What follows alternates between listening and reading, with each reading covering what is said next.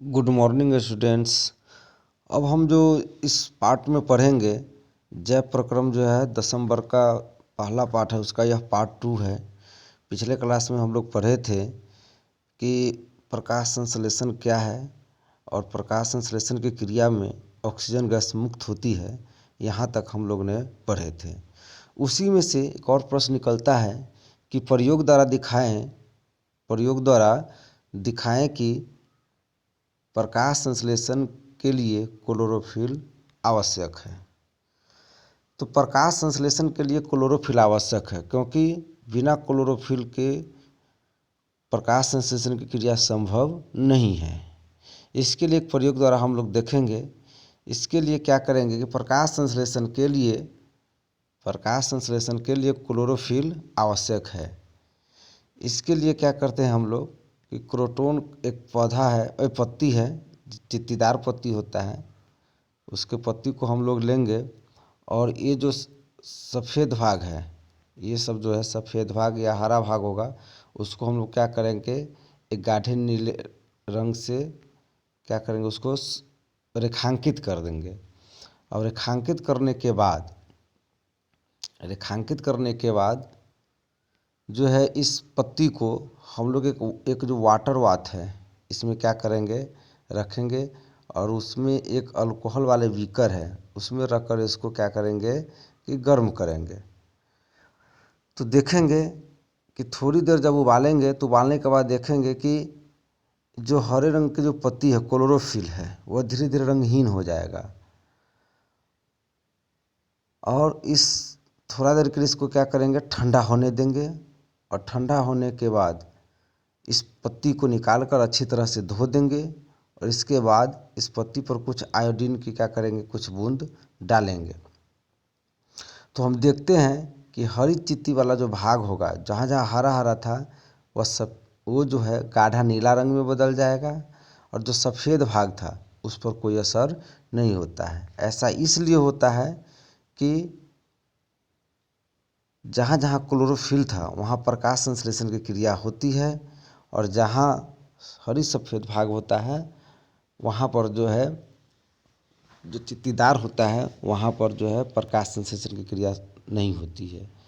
इसको हम एक भाषा में देख लेते हैं कि प्रकाश संश्लेषण के लिए क्लोरोफिल आवश्यक है। इसके लिए क्रोटोन का एक चित्तीदार पत्ती तोड़ते हैं, उसकी हरी सफ़ेद चित्तियों को रेखांकित करते हैं। इस पत्ती को बीकर में रखे पानी में डालकर कुछ देर उबालते हैं और उबालने के बाद उसे गर्म अल्कोहल में डालते हैं। अब इस अल्कोहल वाले बीकर को वाटर बाथ में रखकर उबालेंगे। तो थोड़ी देर बाद हम देखते हैं कि अल्कोहल हरे रंग का हो जाता है। जब पत्ती रंगहीन या हल्के रंग का या सफ़ेद हो जाए तो बीकर को ठंडा होने के लिए छोड़ देते हैं।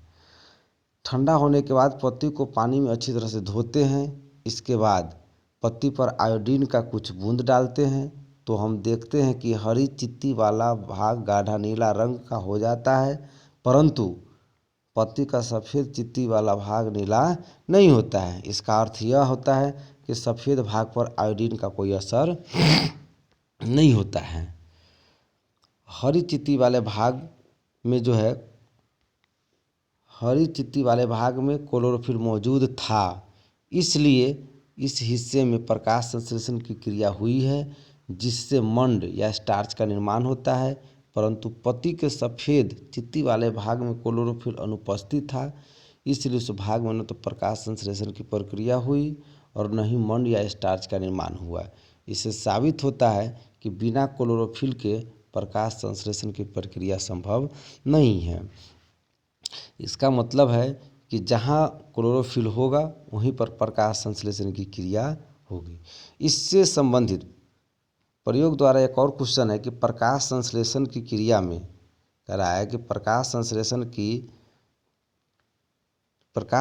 के लिए CO2 आवश्यक है। इसे साबित करना है, इसको हम लोग को एक प्रयोग द्वारा देखना है। बहुत ही अच्छा प्रश्न है, कई बार पूछ भी चुका है मैट्रिक एग्जाम में। इसका सिंपल सा पहला एक फ़ोटो है, यहाँ पर देख लेंगे हम लोग। फ़ोटो में ही पूरा प्रश्न का जो है उत्तर छिपा हुआ है। सबसे पहले क्या करते हैं कि गमले में लगा एक पौधा लेते हैं, ये जो हम देख लें यहाँ पे, गमले में लगा एक पौधा लेते हैं और पौधे की एक पत्ती में एक बोतल को इस तरह फिट करते हैं कि पत्ती का आधा भाग बोतल के अंदर रहता है और आधा भाग बोतल के बाहर रहता है। अब इसको जो है सूर्य की उपस्थिति में ले जाएंगे और कुछ घंटों के बाद सबसे पहले क्या करेंगे कि बोतल के अंदर कास्टिक पोटास की कुछ मात्रा डाल देते हैं, KOH जिसको कहते हैं, कास्टिक पोटास की मात्रा डाल देंगे। क्यों डालते हैं? क्योंकि यह बोतल के अंदर जो कार्बन डाइऑक्साइड होता है उसको वह सोख लेता है, अर्थात बोतल के अंदर अब कोई CO2 की मात्रा नहीं है। अब इसे उठाकर क्या करेंगे और इसके बोतल के मुंह पर ग्रीस भी लगा देंगे। क्यों? क्योंकि बाहर से कोई वायु प्रवेश ना करे। जब भी वायु प्रवेश करेगा इसका मतलब है कि CO2 बोतल के अंदर जा रहा है। अब इस उपकरण को उठाकर सूर्य प्रकाश की उपस्थिति में ले जाएंगे। कुछ घंटों के बाद उस बोतल में लगी पत्ती को क्या करते हैं, तोड़ लेते हैं और उस पत्ती को अल्कोहल में थोड़ी देर तक उबालेंगे और उसके बाद जब ठंडा हो जाएगा तो उसे साफ़ पानी में धोकर उस पर आयोडीन का कुछ बूंद डालेंगे। तो हम देखेंगे कि जो भाग पत्ती जो है, पत्ती का जो भाग बोतल के अंदर था उस पर कोई असर नहीं होता है और जो भाग बाहर में था वह गाढ़े नीले रंग में बदल जाता है। इसका मतलब यह है कि बाहर में उसे CO2 मिल रहा था लेकिन अंदर में उसको CO2 नहीं मिल रहा था, इसलिए अंदर वाले भाग का जो है कोई असर नहीं होता है और बाहर वाले भाग का गाढ़ा नीला रंग में बदल जाता है, जिससे साबित हो जाता है कि प्रकाश संश्लेषण के लिए CO2 क्या है, आवश्यक है। देखिए यहाँ पर लिखा हुआ है कि प्रकाश संश्लेषण की क्रिया में कार्बन डाइऑक्साइड गैस क्या है, आवश्यक है। इसके लिए गमले में लगा एक पौधा लेते हैं, इसे 2 दिनों तक अंधेरा में रख देते हैं। इससे पौधों में प्रकाश संश्लेषण की प्रक्रिया नहीं हो पाएगी और पत्ती में स्टार्च नहीं बनेगा।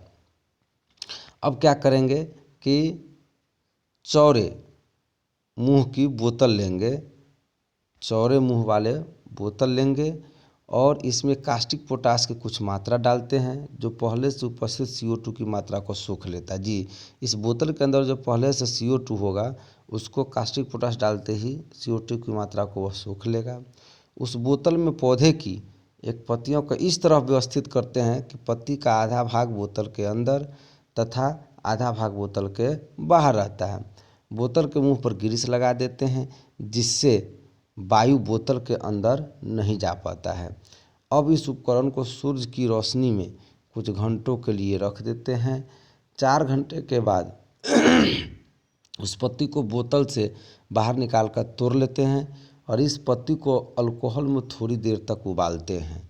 जब पत्ती रंगहीन हो जाए तब इसे पानी से धोकर आयोडीन के घोल में डुबा देते हैं।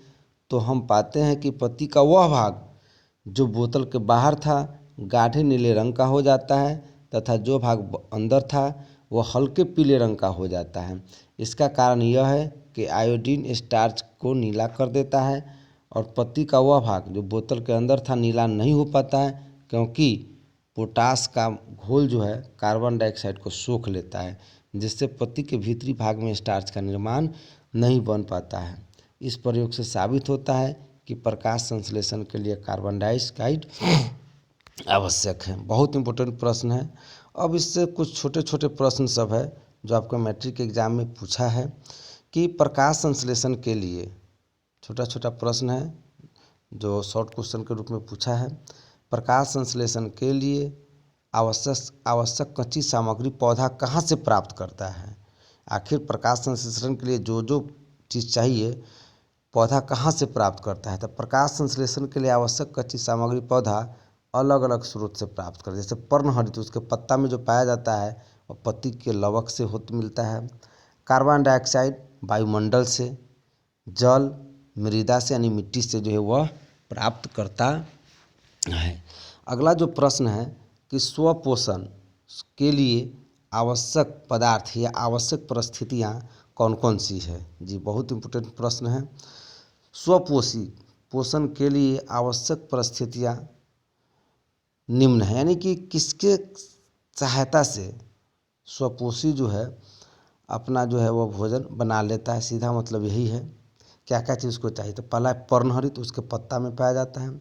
सूर्य का प्रकाश, कार्बन डाइऑक्साइड और जल, ये सब उसको चाहिए स्वपोषी पोषण के लिए। स्वपोषी पोषण का उत्पाद जो है ऑक्सीजन होता है। कई बार पूछ चुका ऑब्जेक्टिव में, स्वपोषी पोषण इनमें से किस चीज़ का उत्पादन करता है, तो ऑक्सीजन का भी वह क्या करता है, उत्पादन करता है। अगला जो प्रश्न है कि पत्तियों को प्रकाश संश्लेषी अंग क्यों कहा जाता है। बहुत इंपॉर्टेंट पार्ट है। प्रश्न है कि पत्तियों को प्रकाश संश्लेषी अंग क्यों कहा जाता है। तो प्रकाश संश्लेषण की क्रिया शुरू से अंत तक क्लोरोप्लास्ट में होता है जी। पत्ती में जो है क्लोरोप्लास्ट पाया जाता है और उसके अंदर क्लोरोफिल वर्णक पाए जाते हैं। यह अधिकांश पौधों में पाए जाते हैं, इसलिए पत्तियों को प्रकाश संश्लेषी अंग कहते हैं। हरित लवक को प्रकाश संश्लेषी अंग भी कहा जाता है। अब सबसे इम्पोर्टेंट जो प्रश्न है अब आ रहा है कि अमीबा क्या है। अमीबा क्या है, इसमें पोषण की विधियों का वर्णन करें। कई बार मैट्रिक एग्जाम में अभी तक आपको पूछ चुका है यह प्रश्न। तो अमीबा जो है एक सरल समपोषी प्राणी है। यह मृदु जलीय है। यह एक कोशिकीय और अनिश्चित आकार का होता है, यानी कि अमीबा का कोई निश्चित आकार नहीं होता है। इसके शरीर में पोषण के लिए कोई विशेष रचना नहीं होती है। ये अपने कुटपादों की मदद से भोजन ग्रहण करता है। देखते हैं कुटपाद है क्या। कुटपाद क्या होता है कि अमीबा के पास जब भोजन आता है तो वह अपने भोजन को पकड़ने के लिए कुटपाद का निर्माण करता है। और इसका भोजन जो है जल में तैरते हुए जीवाणु है, शैवाल है, डायटम है, ये सब जो है अमीबा का क्या है, भोजन है, सूक्ष्म जीवों के रूप में होता है। अब अमीबा में जो बहुत सारे ऑब्जेक्टिव इससे पूछ चुका है कि अमीबा जो अपना भोजन किस चीज़ से पकड़ता है, तो वह कुटपाद से पकड़ता है। कुटपाद से पकड़ता है। और इसका आकार कैसा होता है, तो एक कोशिकीय जीव है और इसका आकार अनिश्चित होता है। क्या होता है, अनिश्चित होता है। ये भी प्रश्न बहुत बार आपके एग्जाम में पूछ चुका है। अब आता है कि अमीबा में पोषण की विधि जो है वह कौन कौन सा है। तो पहला जो विधि है वह है अंतर्ग्रहण। क्या है, अंतर्ग्रहण।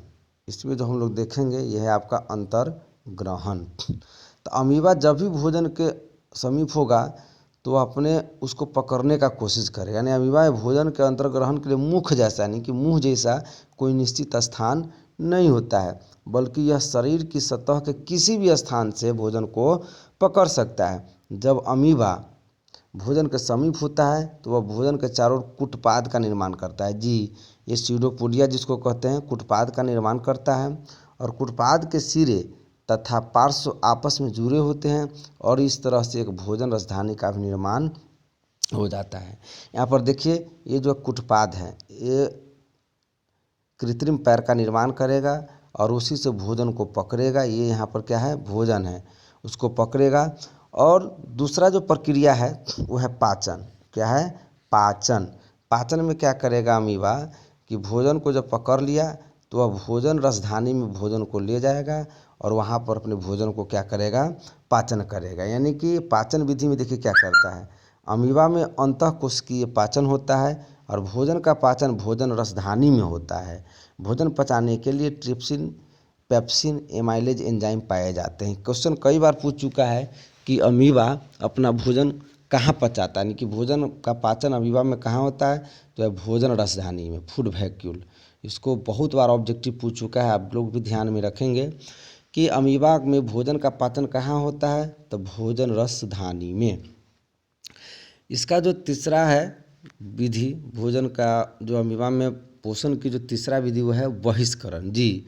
जब भोजन पच जाएगा तो अमीबा अपने शरीर से बेकार पदार्थ को क्या करेगा, बहिष्करण। बहिष्करण मतलब बाहर इसको निकालने का कोशिश करता है। तो अमीबा में देखिए भोजन का बहिष्करण जो है कैसे होता है, तो इसके लिए अमीबा में बेकार पदार्थ को भी निकालने के लिए अमीबा में कोई निश्चित स्थान नहीं होता है।